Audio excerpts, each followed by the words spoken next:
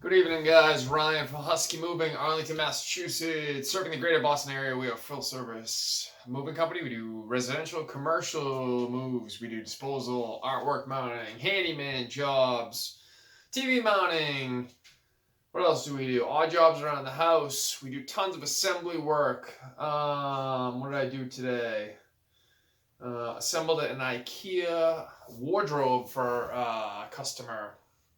All over the board. Whatever you need done, if you need done, give us a call. We'll do it for you. Tonight I want to talk to you about packing a moving truck. So, this is a real skill, packing a moving truck. I can't tell you how many times I go to a job and people are like, oh, just throw it in the truck, just throw it in the truck, just throw it in the truck. It doesn't really work that way. It's a limited amount of space, limited amount of square footage. You have basically a rectangle, and within that rectangle, you got to fit 1,000 different things, 947 of which are not rectangular in shape. It can be really difficult. A lot of people struggle with it for obvious reasons. But there are some tips of the trade which I've learned over the years. I have a lot of years packing trucks behind me, so I have what I would consider to be, I'm really good at it.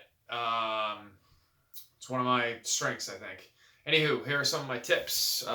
We have a 16-foot moving truck. Obviously, the bigger the truck, the easier it is to pack, depending on how much stuff you have. But if you have a certain volume of stuff, if you have a bigger truck, it's easier to get that volume of stuff in than if you have a smaller truck, obviously. We have a 16-foot truck. We have what's called a mom's attic on there. We call it the peak, but a lot of people call it a mom's attic. It's the part that overhangs the cab of the truck. It gives you an extra space. I love them. I bought my truck intentionally with one because I love them. You get a lot of extra square footage up there. It's a great place to put fragile items, dining room chairs, stuff that's real awkward to pack. It's an easy way to get it up there.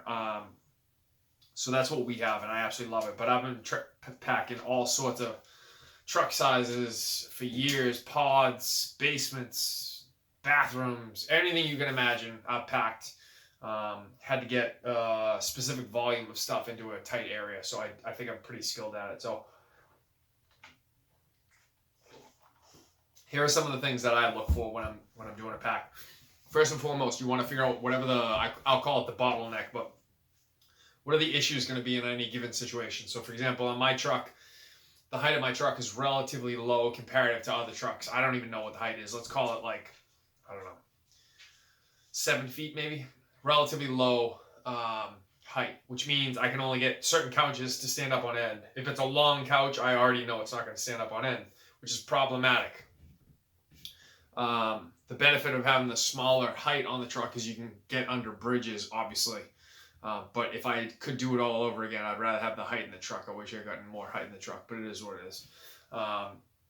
That's one issue. The length of the truck would be the other issue. So we have a 16-foot box truck plus the mom's attic, or peak as we call it. So if you have a 18-foot ladder, you have to get in with your load. You have to think that through. You have to get it in right away, obviously. If you have a 9-foot kayak, you have to get that in at least a fourth of the way into the job, or you're not going to have the room, like a fourth of the way into the truck. These are the things you have to consider. The height of the truck, the length of the truck, first and foremost, are the things to consider. As a general rule, you want to get the biggest, most awkward items in towards the beginning, not towards the end, because at the beginning of the truck, you have the most amount of height. As you go back towards the back end of the truck, you lose height because you have the lift gate. The lift gate goes up and then takes up like 6 inches of height to roll back into the truck. So that's an issue. Anything that's like a mattress, any really tall piece of furniture, any couch that you're going to stand up on, anything that's tall, you have to think that through. You have to get it in the beginning of the truck, not the end of the truck. Human beings have a tendency to go for what's easiest first, and in the stuff that they don't want to deal with, they want to put off for as long as humanly possible. But unfortunately, as in life, packing a truck doesn't really work that way usually. Hang tight for 1 sec.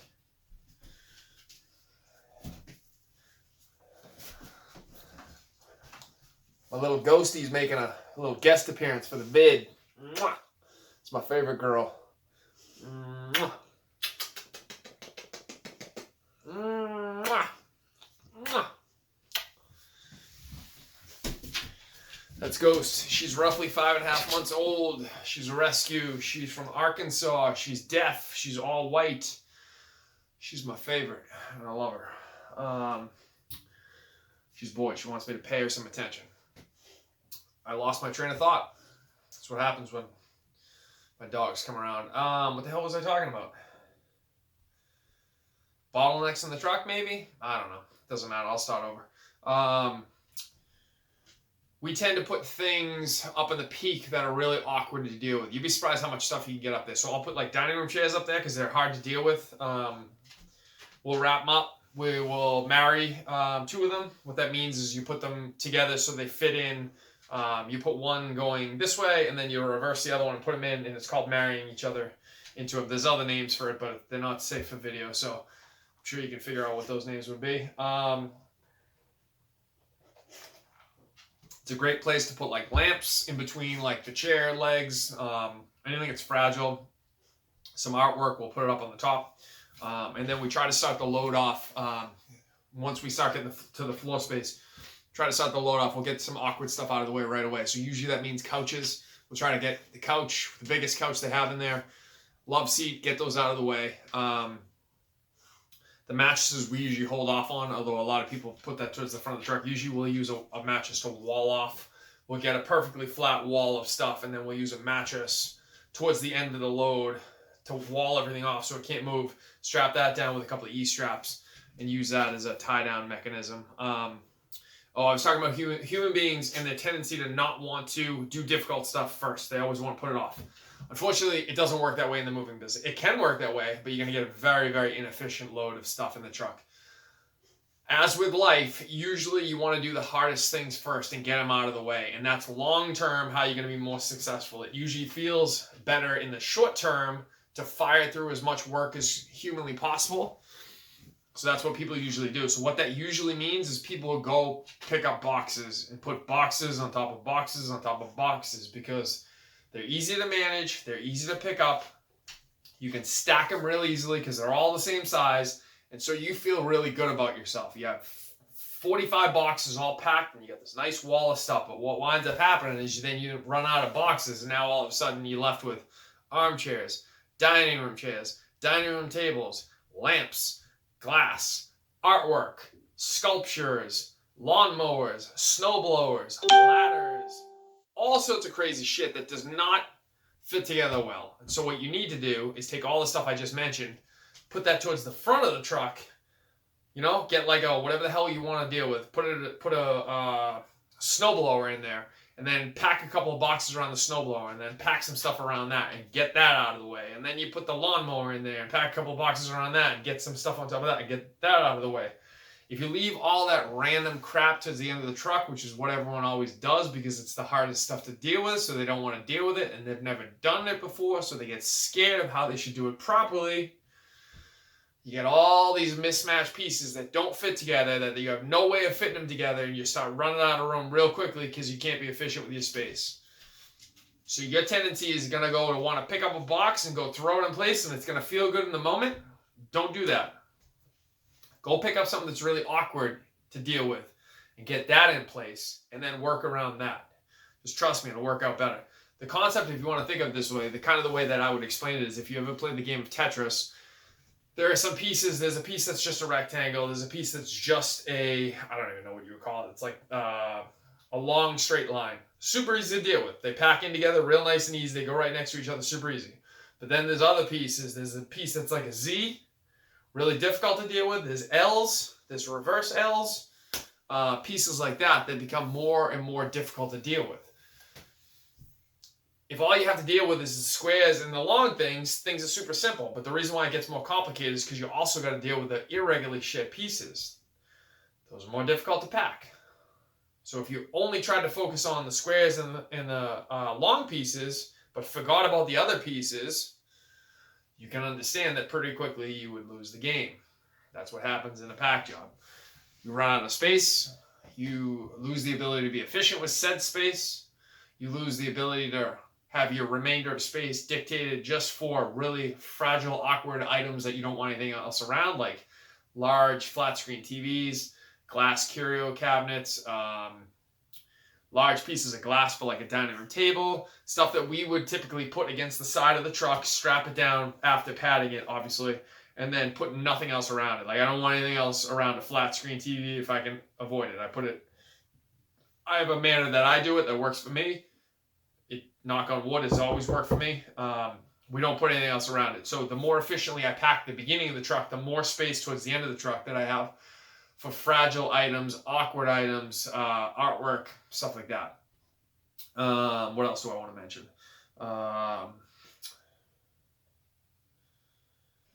The awkward items that are hard to deal with, as a general rule, if it's something that you can't pack around well, you want to try to get it off the floor as much as possible. So, for example, if you put a plant on the ground, you cannot put anything on the top of that plant, obviously. So now you've lost the width of the plant all the way up to the ceiling, right? So if the plant's theoretically 2 feet high, a foot wide, you're not losing 2 feet by 1 foot. You're losing 2 feet by the height of the truck.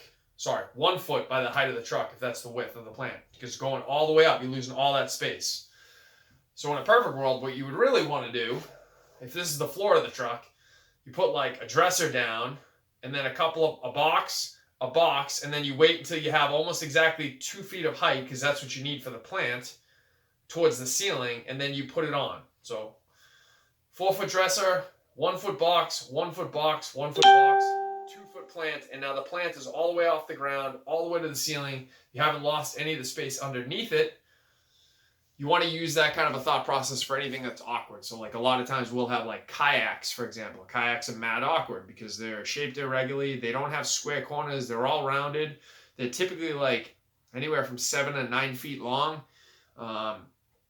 And so the way that I would handle it is I don't want to put that on the ground, because if I put it on the ground, it's going to be hard to pack on. I have all these non-rectangular surfaces to pack on. The way I would want to handle it is I would want to build a wall along the side of the truck.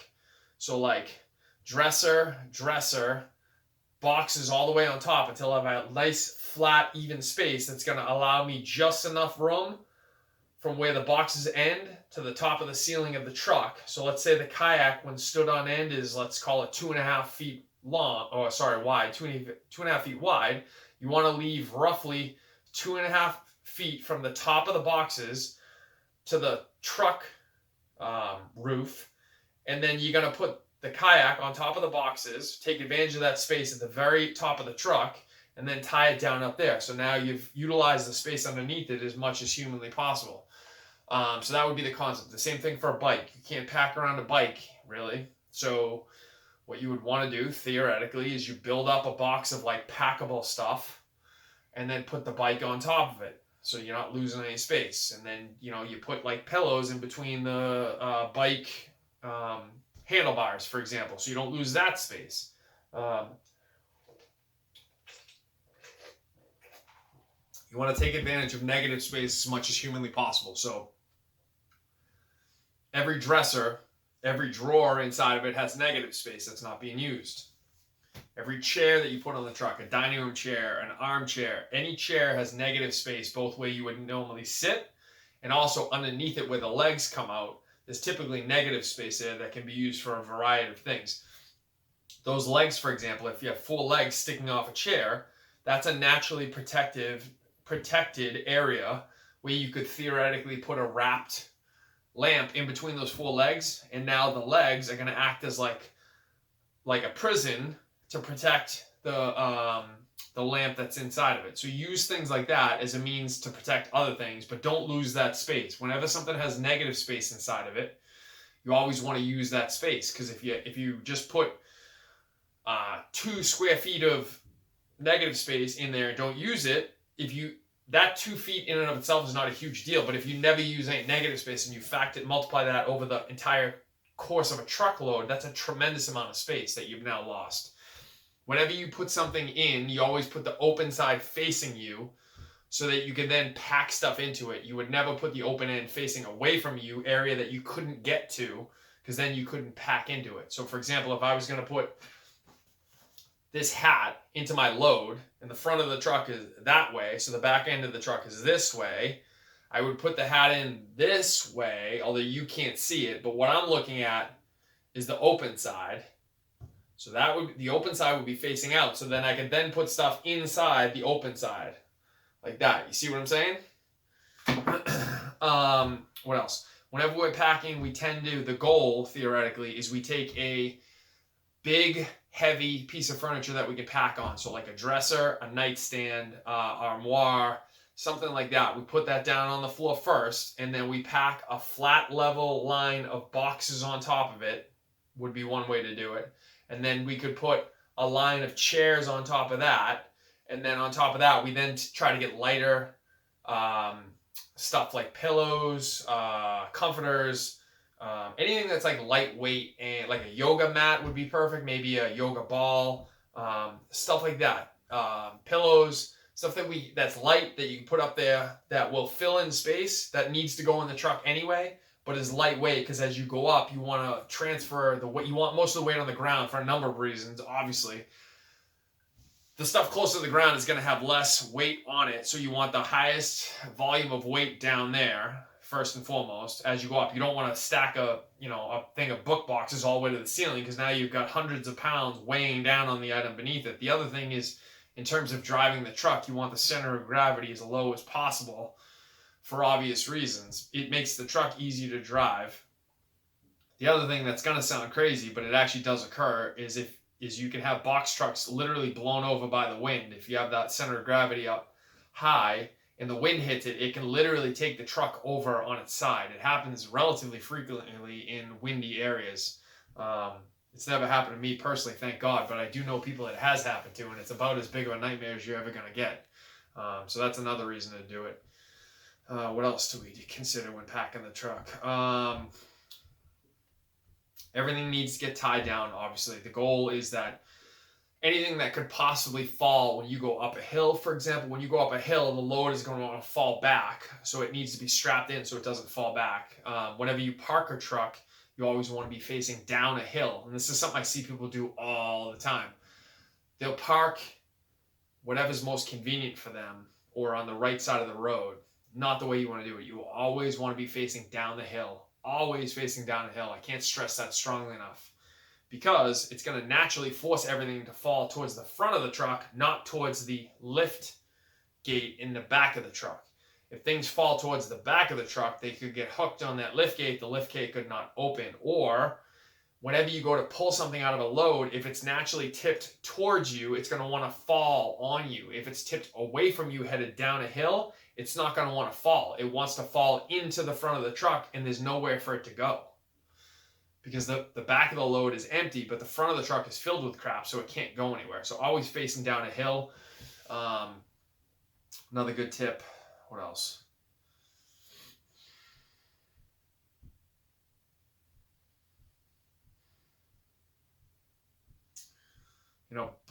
It's common sense stuff like book boxes should always be towards the floor. Keep an eye out for boxes that have like arrows on them or liquids in them. If you have liquids in them, they have to be facing a certain way. That's something that should be done by the people packing the boxes, obviously, but a lot of times people who don't do this or don't care don't take the time to do that, obviously, without thinking that the box might get tipped on end. I have seen boxes where stuff is opened up during transport, and it can be a little bit of a nightmare for sure. Anything that's got like glass, alcohol bottles, wine bottles in it should be kept probably out of the load. I usually tend to put those stuff in the front of the truck, somewhere where they're not going to be bouncing around too much.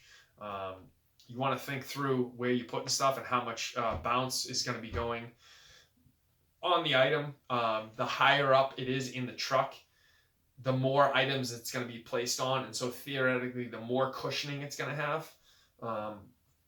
Whereas if you put something on the floor of a truck, literally the floor is it's fixed to the truck. So when you hit a bump, it slams up.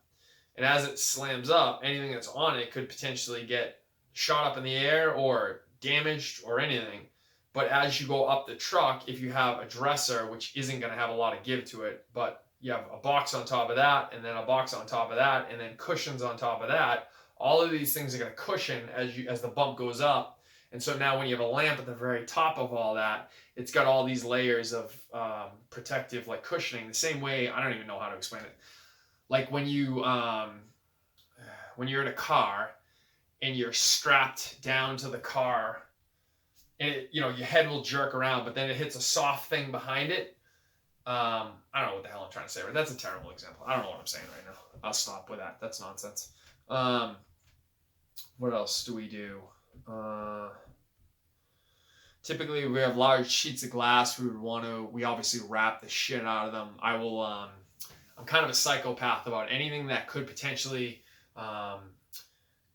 get damaged on the ride, meaning like glass that's directly on the floor, artwork that's directly on the floor, stuff like that. I'll pad. I don't just take one pad. I'll take like 3 pads, fold them all over, so it's like a giant cushion of stuff like this big on the floor of the truck, and then I'll put the glass on top of that, so it's got a nice cushion. Because if you, I've never understood this, but a lot of people will literally just put, it'll be the floor of the truck, and then they'll just put a piece of glass on it with the thought process that like the glass is somehow connected to the floor of the truck, so they're gonna move together. That's not how things work.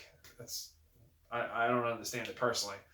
As you bounce, the glass, the truck bed is all gonna move as one thing. The piece of glass is going to move independently of that and go up and then slam back down because they're not connected. So obviously you want it to be coming down on padding. What else do we do?